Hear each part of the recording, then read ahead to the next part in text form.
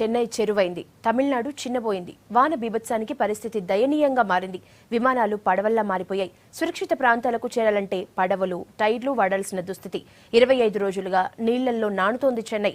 వరుణ దేవుడు దెబ్బ మీద దెబ్బ కొడుతుండటంతో కోలుకోలేకపోతున్నారు తమిళ తంబీలు.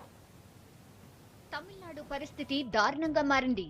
ఎటు చూసినా నీటి చెరువులే. 10 జిల్లాలు భారీ వర్షాలతో అల్లాడుతున్నాయి. చాలా ప్రాంతాలు చిన్నపాటి నదులను తలపిస్తున్నాయి. తారామలిలో వరద నీరు మురికి కాల్వల్లో నీళ్లతో కలిసి ఇళ్లను ముంచెత్తింది.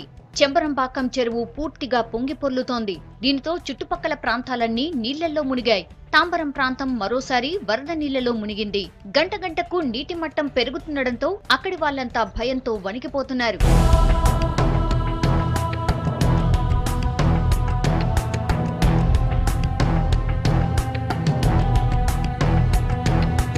అడయార్ నది గట్లు తెంచుకొని ప్రవహిస్తోంది. దీనితో సైదాపేట, జాఫర్ఖాన్పేట, కొత్తూరుపురం, ఇంద్రనగర్ ఏరియాలన్నీ వరద నీటిలో చిక్కున్నాయి. రాజాకిల్పాకం, మాదంబాకం, శంబాకం చెరువులు కూడా పొంగి పొర్లుతున్నాయి.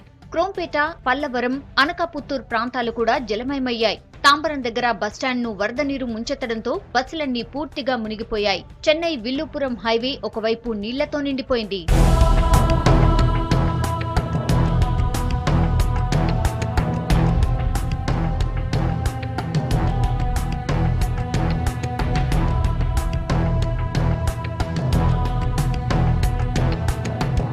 చెన్నై సిటీ నీళ్లలో బందీ అయిపోయింది.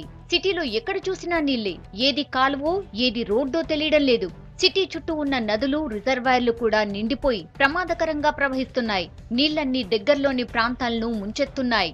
వేలాది మంది ఇళ్లు వదిలేసి ఎత్తైన ప్రాంతాల్లో తలదాచుకుంటున్నారు.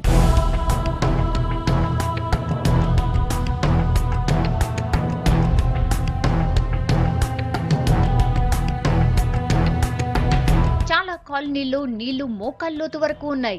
జనం చేయి పట్టుకుని అలాగే తిరుగుతున్నారు. చాలా బిల్డింగ్లో సెల్లార్లు మొదటి అంతస్తు వరకు నీళ్లు చేరిపోవడంతో పై అంతస్తుల్లో తలదాచుకుంటున్నారు జనం. కొంతమంది అయితే డాబాల మీదే వానలో తడుస్తూ గడిపేస్తున్నారు. డ్రమ్ములనే పడవలుగా ఉపయోగిస్తున్నారు. కొన్ని చోట్లే అసలైన పడవలు నడుస్తున్నాయి. రైల్వే స్టేషన్లలో ట్రాక్ల మీద నీళ్లు నిలిచిపోవడంతో రైళ్లు నడవడం లేదు. స్టేషన్లలో చిక్కిపోయిన వాళ్లు ఇంటికెప్పుడు వెళ్తామో తెలియని పరిస్థితిలో ఉన్నారు.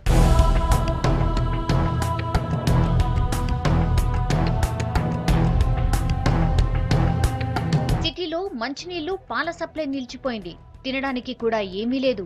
బయటకు వెళ్లాలంటే కుదరటం లేదు. చాలా ప్రాంతాల్లో కరెంటు కూడా లేదు.